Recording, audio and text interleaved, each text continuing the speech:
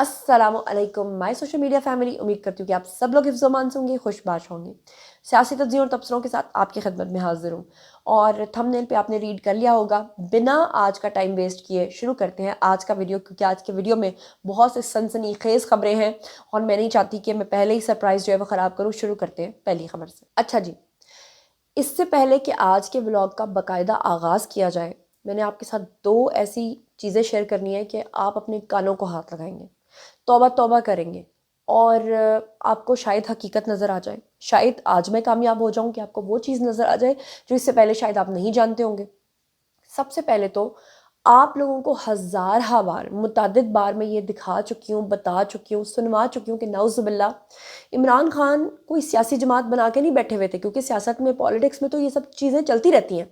वो तो अल्लाह माफ़ करे, दज्जाल वाला वो फितना लेकर आए थे कि नाउज़ुबिल्लाह आखिरी नबी, मैं बहुत ही गलत बात करने लगी हूँ, मुझे अल्लाह ताला माफ़ करे, कि आखिरी नबी की तरह, जिस तरह कहते हैं ना कि बाद में वो कादियानियों वाला जो एक फ़िरका या उनका जो एक बिलीफ है कि वो कादियानी, वो जो मिर्ज़ा ग़ुलाम अहमद है उसको नाउज़ुबिल्लाह नबी का दर्जा देते हैं। तो ये जो इमरान खान की कल्ट फ़ैन फॉलोइंग है ना, ये भी इमरान खान को इसी तरह का दर्जा देते हैं। अब आप कहोगे ये झूठ है, ये झूठ नहीं है, ये शुक्र अल्लाह का कि इसका रिकॉर्ड बन चुका है। वो जो अल्लाह ताला ने कहा है ना कि नबी पाक सल्लल्लाहु अलैहि वसल्लम ने फरमाया था ना कि क़यामत से पहले तकरीबन को 30 के करीब जो है असली दज्जाल आने से पहले छोटे छोटे दज्जाल आएंगे, दज्जाल असग़र आएंगे। मेरा ख्याल है कि दज्जाल अकबर से पहले दज्जाल असग़र का हम लोगों ने सामना कर लिया है।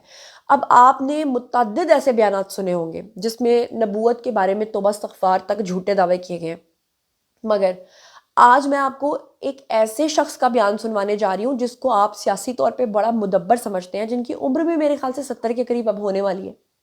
मैं बात कर रही हूँ आफ्ताब इकबाल साहब की। देखिए, मैं उनकी बहुत रिस्पेक्ट करती हूँ, वो मेरे उस्ताद की जगह पे है। लेकिन अगर जहाँ पर मेरा उनका सोच का इख्तलाफ है, जहाँ पर हो सकता है कि वो उस पॉइंट ऑफ व्यू से चीज़ों को ना सोच रहे हो, तो वो तनकीद करना मेरा एक राइट बनता है।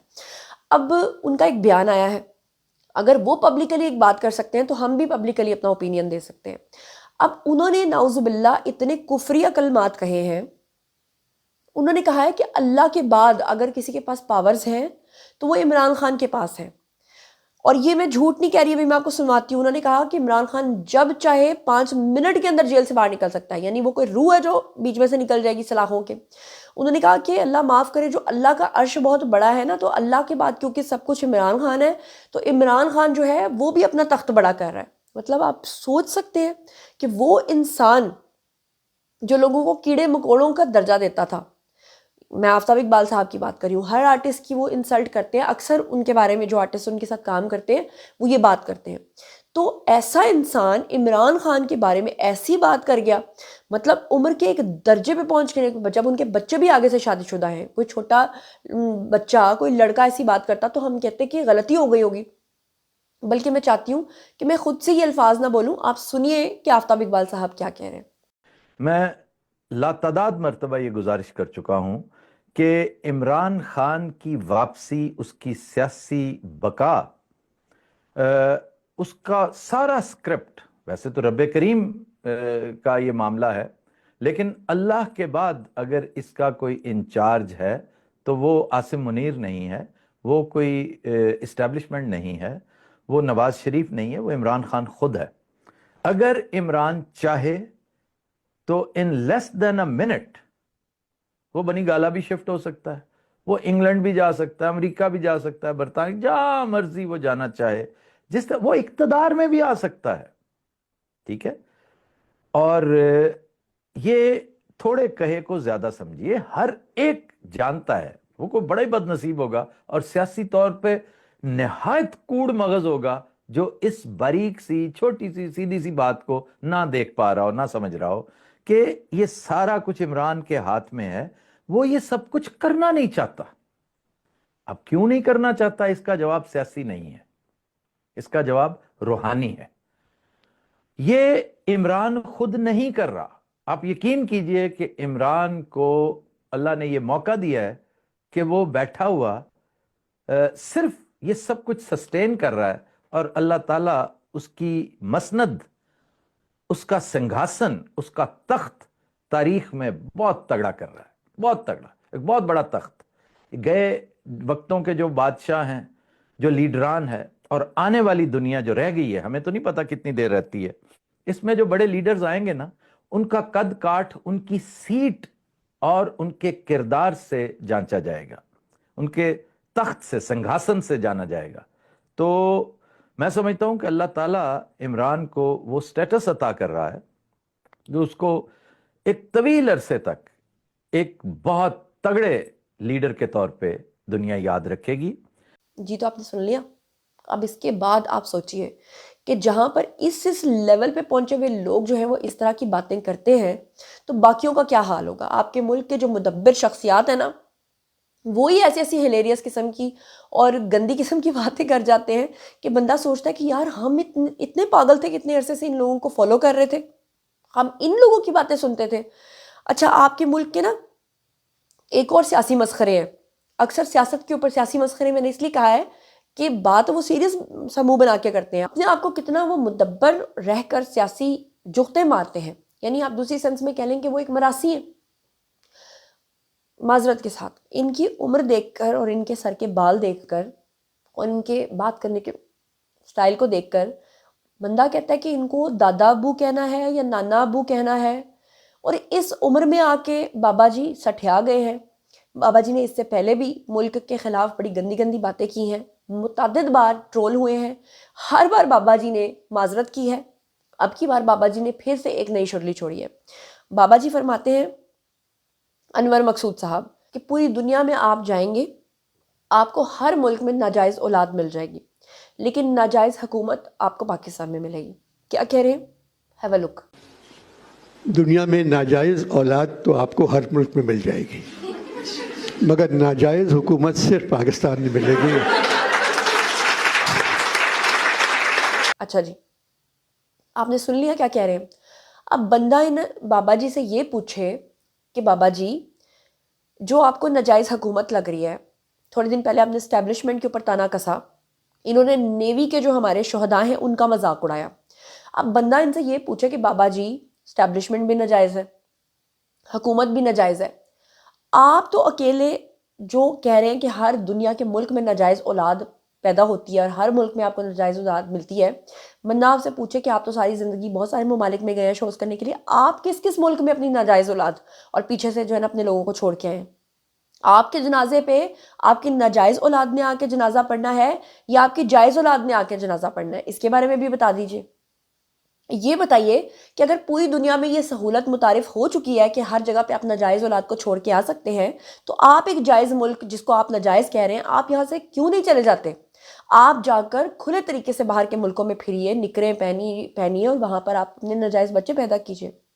پھر اس کے بعد میرا بابا جی سے ایک اور سوال ہے کہ بابا جی جس کلٹ کی آپ فالوور ہیں, جس کی آپ تعریفیں کرتے ہیں, اس کے بارے میں تو ریحام خان نے خود کتاب میں لکھا ہے کہ وہ کلٹ اپنے بارے میں کہتا ہے کہ میرے ٹوٹل 34 بچے ہیں جو کہ ناجائز ہیں, جن کا میں نے آج تک نام بھی نہیں لیا. ریحام خان کی کتاب کے اکارڈنگلی خان صاحب نے ریحام خان سے یہ کہا کہ میرے 5 بچے تو انڈیا میں پیدا ہوئے ہیں. ریحام خان نے پوچھا کہ آپ کے اتنے بچے پیدا ہوئے ہیں تو ان کی ماؤں نے کبھی بتایا نہیں ان کے باپوں کو کہ یہ آپ کا بچہ نہیں ہے, یہ بچہ تو فلانے کے کلٹ کا ہے؟ تو اس نے کہا کہ وہ فخر محسوس کرتی ہیں کہ وہ میرے بچے کی مائیں ہیں, تو بس استغفر اللہ. اور وہ پھر عائلہ ملک والی آڈیوز تو آپ نے سنی ہوں گی نا, اس کے بعد پیچھے کیا رہ جاتا ہے. تو ایسے کلٹ کو آپ جائز بنا رہے ہیں, ایسے کلٹ کو آفتاب اقبال صاحب کہہ رہے ہیں کہ وہ تو خدا کے بعد سب سے زیادہ پاورز رکھنے والا انسان ہے, مجھے اللہ معاف کرے. اور اب تیسرے نمبر پہ ذرا یہ تصویر ملاحظہ فرمائیے, یہ شاہد افریدی کے ساتھ آپ کو کون نظر آ رہا ہے؟ یہ ہے جی اس کلٹ کا بیٹا.